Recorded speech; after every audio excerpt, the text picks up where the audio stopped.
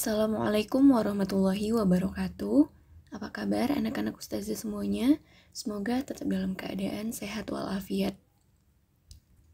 Bertemu lagi dengan materi IPS kelas 7 bersama saya Ustazah Restu. Minggu lalu kita sudah membahas tentang kebutuhan dan keinginan. Nah, pada hari ini kita akan memasuki episode 20 yaitu tentang kelangkaan dan alat pemenuhan kebutuhan menurut kelangkaannya atau cara memperolehnya. Nah, pernah nggak kalian memperhatikan aktivitas tiap orang yang ada di sekitar kalian? Orang-orang itu melakukan aktivitas sepanjang hari agar kebutuhannya terpenuhi. Karena kebutuhan manusia semakin hari akan semakin bertambah. Pada zaman praaksara, kehidupan masih primitif untuk memenuhi kebutuhan mereka dengan cara berburu dan meramu.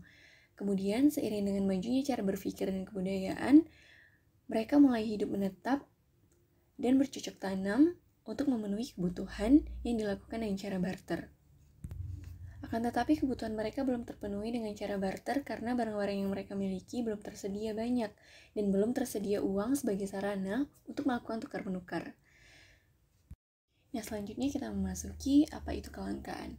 Kelangkaan sumber daya dibanding dengan kebutuhan manusia akan menyebabkan kurangnya atau tidak terpenuhinya sebagian atau seluruh kebutuhan untuk hidup. Kelangkaan ini merupakan masalah ekonomi manusia. Nah, masalah ekonomi muncul karena adanya kebutuhan manusia yang terbatas, sedangkan alat pemuas kebutuhan yang berupa barang dan jasa juga terbatas adanya. Sehingga ketidakseimbangan antara kebutuhan dan ketersediaan alat pemuas kebutuhan itu disebut dengan kelangkaan. Selanjutnya adalah faktor-faktor yang menyebabkan kelangkaan. Pertama, keterbatasan sumber daya. Nah, sumber daya ini terbagi menjadi dua, yaitu sumber daya alam yang dapat diperbarui dan sumber daya alam yang tidak dapat diperbarui.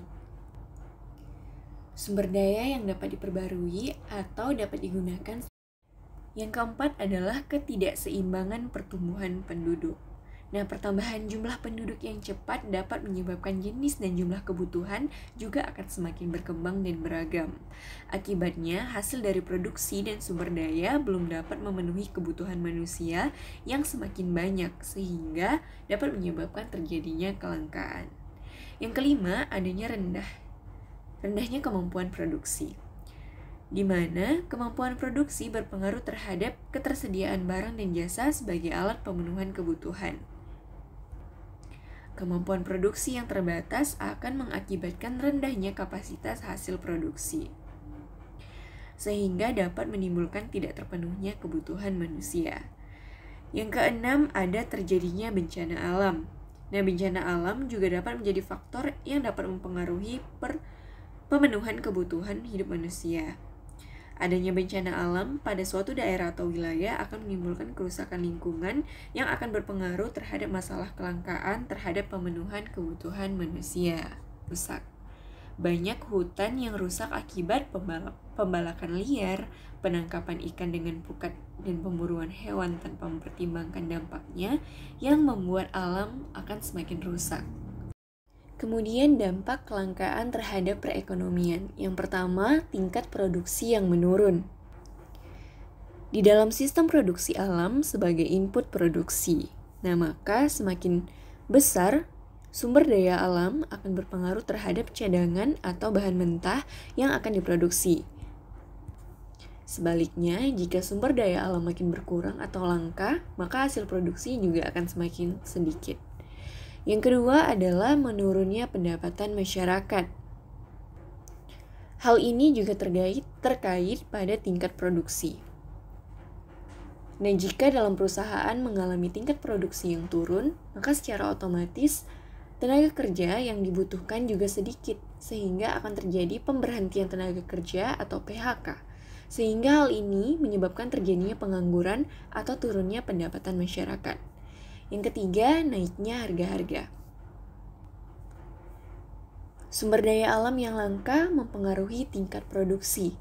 Jika sumber daya alam tersedia sedikit, barang yang diproduksi juga akan sedikit, sehingga hal tersebut berpengaruh pada harga barang.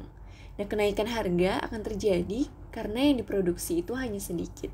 Dengan begitu, permintaan akan lebih besar daripada penawaran. Lalu ada upaya mengatasi kelangkaan. Nah, upaya mengatasi kelangkaan ini ada 4.